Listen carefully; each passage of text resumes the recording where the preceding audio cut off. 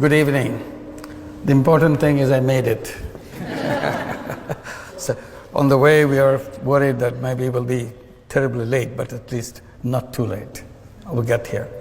So I'm delighted, and I get very jealous when I come in front of young people. I get jealous because you're so lucky. You're lucky because you're born a few years back. Unlike us, in the prehistoric days, we were. I think the reason that I'm jealous,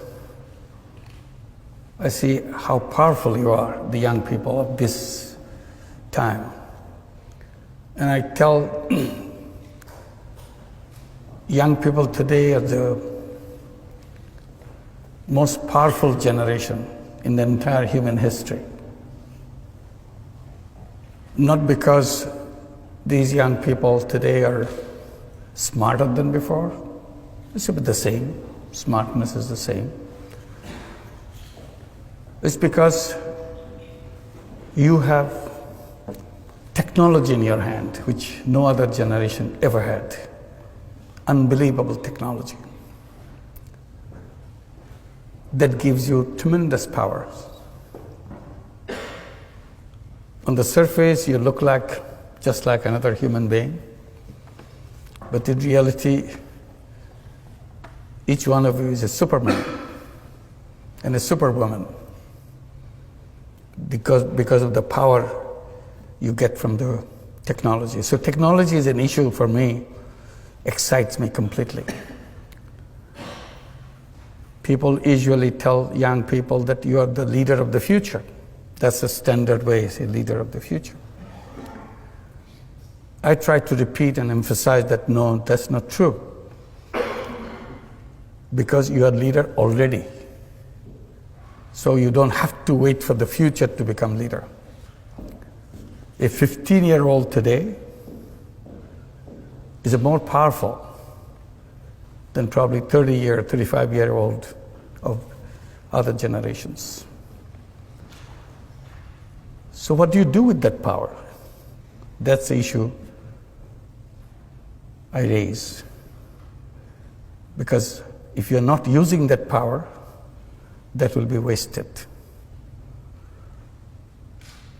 So first, to feel that you have that power, the amazing power that no other generation in history ever had,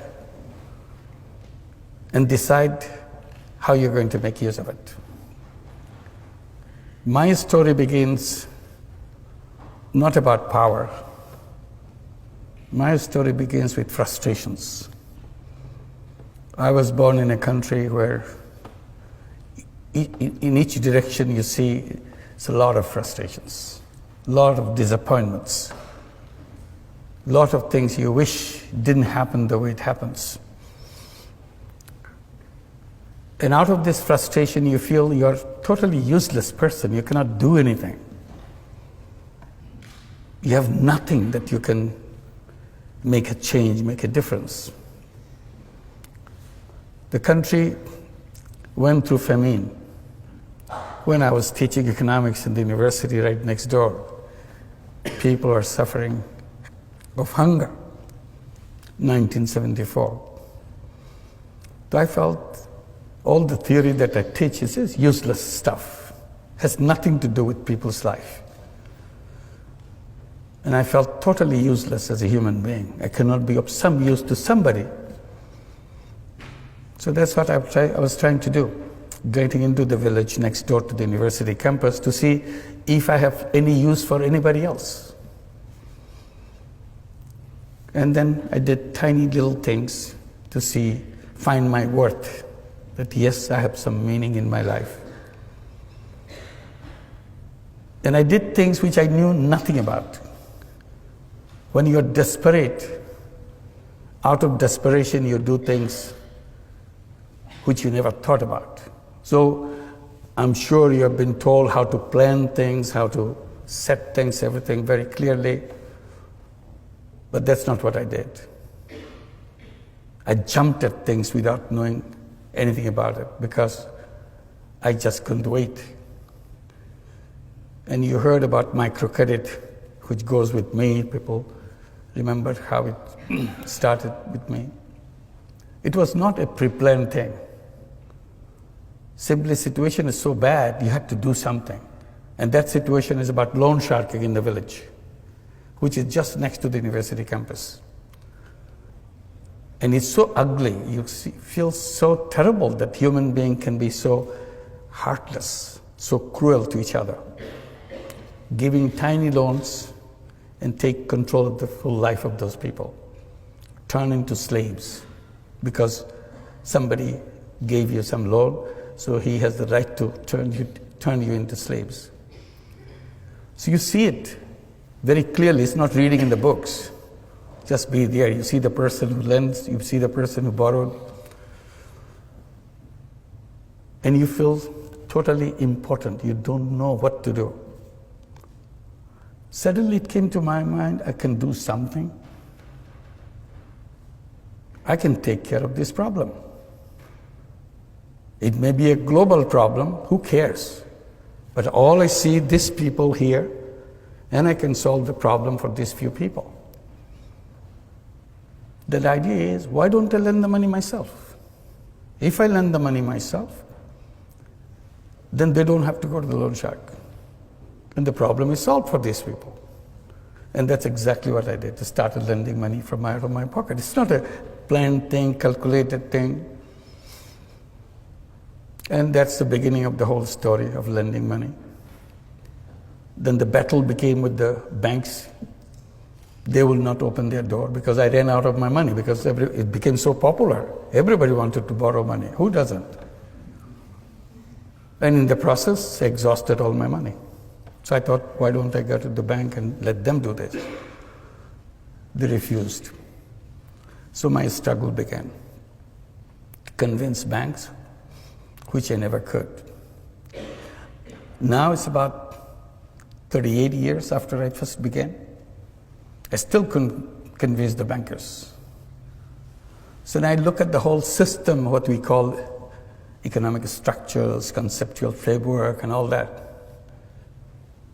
And I feel how wrong they are.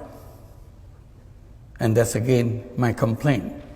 We read about it, we study it, we take it so seriously. But I feel it's designed in such a wrong way. Because you look at the theoretical framework of the capitalist system, you immediately find out the misrepresented human being in the theory. In their theory, human being turned out to be a money chaser. All they do in their lifetime, chase money. It's a money-centric, profit-centric world. So the entire theory has been built on the selfishness of human being. I said, that's wrong. Human being is not all about selfishness. Human being is not one-dimensional being. Human beings are not money-making robots. That's not their identity. Theory has diminished human being, made into a small thing, as a robot. But real human being is very big, way bigger than what the theoreticians imagine. It's a multi-dimensional being, not one-dimensional. I said, just to take example, I said, theoretician took the selfishness in human being, built the whole theory out of it. They forgot the same human being is also a selfless human being. That selflessness was never allowed into the structure that they built. So they're left out. So if you want to be selfless, why don't you go and become a philanthropist? I said, no. Philanthropy is a different thing. I'm talking about the business world. Why can't I use the selflessness in the business world? And that's what I did without knowing about it. When I started working with the poor people, particularly poor women, I see so many problems around them. And I jump at doing something about it. Again, knowing nothing about it. So every time I see a problem, I create a business to solve that problem. It became a habit with me, and I created so many businesses. But a very different kind of business. People become curious. Why do you do that? It's not a business. I said, yes, it's a business. What do you mean by business? It has to be sustainable. That's what the quality of business is. So whatever I do is sustainable. There's a two-way flow. There are expenses, there are inflow, income, and so on. And I call them social business. That's the story that took turn. One is the microcredit part, and another is the social business part. And I created a lot of those social businesses. Then something happened when we are trying to get all the young people from Grameen families. We have 8.5 million families in Grameen, all poor families. We gave them all the encouragement to go to school because their parents are absolutely literate, all of them.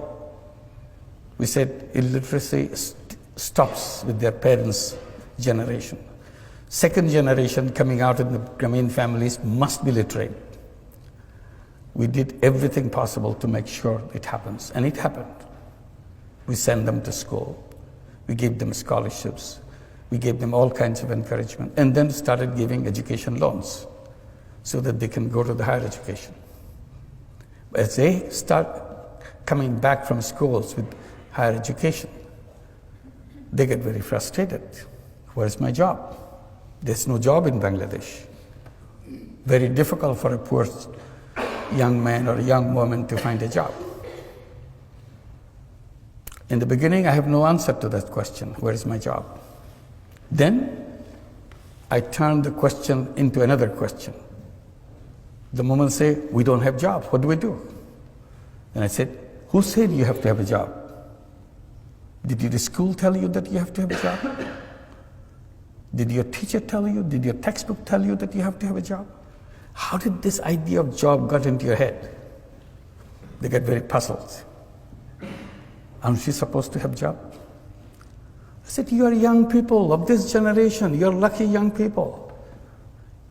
Job is an old-fashioned idea. People who didn't know anything, they thought about the jobs. The real human beings don't run after jobs because it's an artificial thing. Job is an artificial thing. Real human being is a go-getter. Real human being is an entrepreneur. It's in the DNA, it's in the blood. But somehow theory pushed them into wrong direction. Seek jobs. I said, you change your mind. Tell yourself again and again, every time you get a chance, I'm not a job seeker, I'm a job creator. And be a job creator. Think like a job creator. Behave like a job creator. As a job seeker, you become small. You are at the mercy of somebody else. As a job giver, you are at the top. Why should you have a job? To start your life as a creative human being, full of energy, full of capacity. Start at the very bottom. Nobody gives you a job at the top. It gives you at the bottom, no matter what it is. So all this energy, all this creative power is squeezed into tiny little thing to find a little job. Do the routine things. That's not the destiny of a young man, young woman. Young man and young woman should start at the top and use all the creative capacity and change the world. They get very puzzled. I don't have a job, he's making joke with me. So I said, it's not a problem. Look at your mother. 20 years back, 25 years back, even 30 years back, she took a loan from Grameen Bank, $30, $25. She was shaking like this. Couldn't believe that anybody could trust her with such an enormous amount of money. That's her life. She dared to take this money in her hand and start a business, raising chicken, raising vegetables, sewing clothes, whatever. That's what the 8.5 million women do in Grameen Bank and all the microcredit elsewhere. I said, what good is your education if you're not braver than your illiterate mother? She did it. Along the way you were born, she sent you to school, and you have all this education, and she's been doing it all the time in front of your eyes. You never noticed it. And you're going around to find a job somebody give you to do some minor thing. Is it befitting to you? So that is working. So what we did, we created a social business fund in Bangladesh. Tell every young person in Grameen families, come up with a business idea, anything. Even if you don't have an idea, look at your mother, what she's doing. Take that idea, build it into 10 times, 50 times bigger. Because you have education, you have connections which your mother never had. She never left her village in her life. You have seen the world. And once you have the business idea, bring it to us. We become investor and partner with you, every one of you. So now the young people are coming, business proposals after business proposals. We call them new entrepreneurs. They build their own community, help each other. So again, why unemployment? Because it's our thought, not because of our ability. We are able people. An unemployed young person, think about an unemployed young person. Is something wrong with him? Is something wrong with her? No. He's a very creative person, dedicated, energetic person. Who makes him or her unutilized? The system that we build, our thinking process has made them. An unnoticed chain has bound him around and say, you are trashed, you are no good. Why am I not good? You have never tried me. I have no room for you. Who are you to provide room for me? I create my room. I create my own space in this planet. But we don't do that. We tell somehow we have to have a job. So the natural choice for every young person, every human being, would be to an entrepreneur. If somehow I'm not getting an opportunity for becoming an entrepreneur, for a while I can work for somebody, for a while. Because ultimately that's what I should be my own, and create the world for my own way. So my story is about this, about microcredit, which is not about just lending money. It's unleashing the capacity that every human being has. And the system denied them that right. Like banking system is close to more than half the population of the entire world. It works only for the rich. If you notice, most of the institutions that we build are designed to work for the rich. And then we blame the poor for being poor. I said poor are poor not because of anything wrong with them. You simply denied them the doors to open. I give the example of bonsai, little tree. I tell that, look at the bonsai. You take the best seed in the world, put it in a flower pot, and give all your love to it, let it grow. It grows only this big. And you ask the question, is something wrong with the seed? No, nothing wrong with the seed. Then why is it so tiny? Because we didn't give them the space to grow. There is no base on which to grow. I said, poor people are bonsai people. There's nothing wrong with their seed. Simply, we didn't create a society to give them the base on which to grow. And then we blame them for being so tiny, so poor. So natural human being has no reason to be poor person. Natural human being has no reason to be an unemployed person. We made it happen for them. That's my complaint. I bring it to you. As a new, powerful young people, you'll create a world where the word poor will not be necessary. And I keep saying that poverty should be in the museum, not in human society. In the museum to show our stupidity, how we punished human beings for no fault of their own.